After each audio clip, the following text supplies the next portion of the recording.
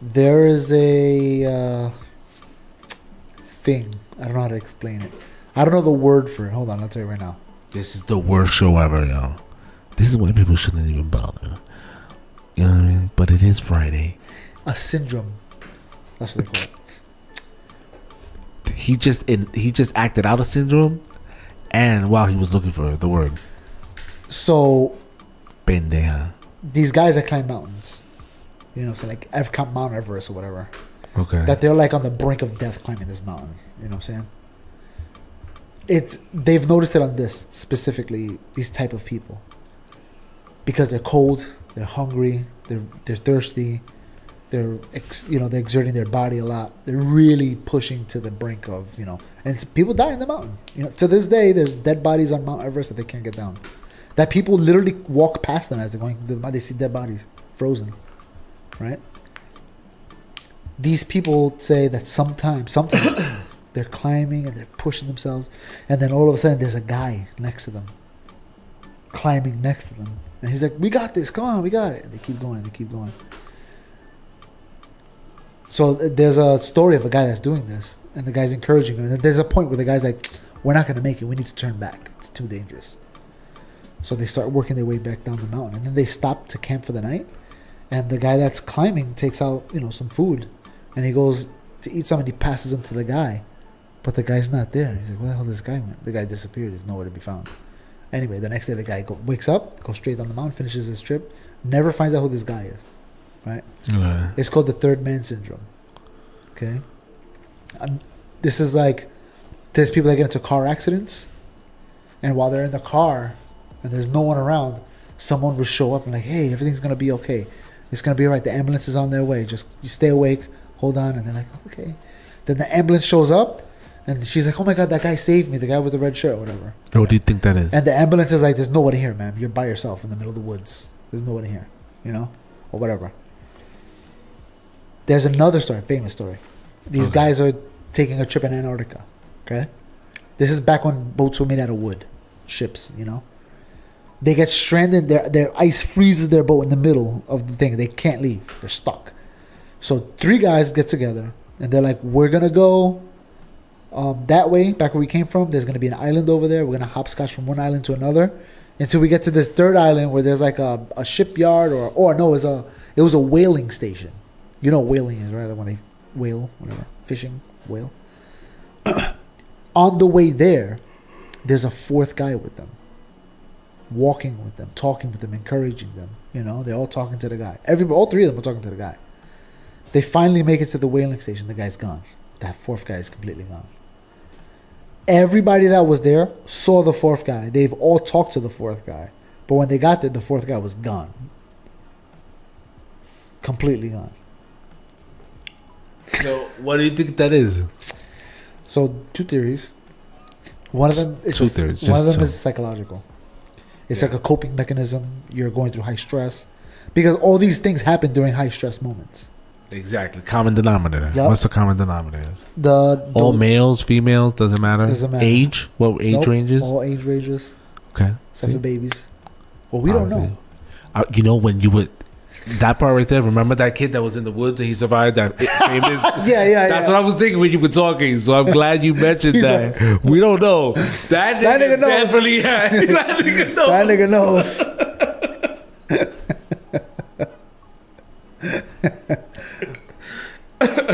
But the second theory... So it's psychological. The first one, we got psych, which is another common denominator. Go ahead. The second the most theory common.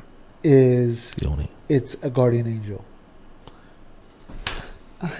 That's it? I can put the picture of Mary with the heart, holding the heart. There's put the picture of Mary holding the heart. With the light. Bitch, listen to me. You're gonna make me forget what I was gonna say. Fuck, I did. On you, get back there. You're thinking about that kid. Yeah, that kid is fucking Tito. Show his picture. Just put it. No, I'll put it up at this point in the podcast. We're looking at it right now, pendeja. Look, watch. Hold on. Boom, I just put it away, you idiot. Damn, I forgot what I was gonna say. Okay, so you said the guardian angel, boo, okay. Or the psychological. But there is something, well, that's technically psychological too. Okay. So that's where I fall. So, See, this is where me and Mike differ. When we talk about stuff, I say it could be psychological, and that may explain the guardian angel. Or maybe that's how the guardian angel uses that thing to show up. Like the guardian angel only shows up when you're high stress, probably. It could be that. this could be anything, but it's still another psychological. Any suggestion that you make in this forum that we're asking, this question that we're debating, any theory is going to be psychological because that's what we are. Unless that fourth guy got lost and they're like, there was nobody there. Meanwhile, he's in Antarctica, like, help, I'm lost. No, nigga, this is what it is.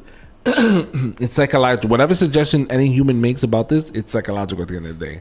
I think that we see ourselves in that light of, like, our body instinctively, biologically wants to protect itself. Like, if I go to freaking try to stab you, when you get cut, you protect the wound. Like, you don't want to get fucked up. You know what I mean? Mm-hmm. Like, it isn't an easy thing to commit suicide. I don't think it is. Like, I think it.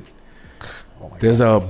You know what I'm saying? That part. So, instinctively, we want to protect ourselves. So, in extreme situations, it's almost like your inner voice. It's almost like that inner voice took a physical form.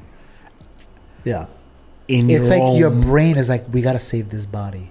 What do we got to do? Yeah, listen, I'm here for you. Like, this is your story. You're going to be telling this story later on with your family. Like, your brain is hardwired to, and I think we have that commonality. And we could make it an angel. Like, yeah, the angel came and you're telling that story. Meanwhile, it was... And maybe that's something, I think that whatever that is supernatural.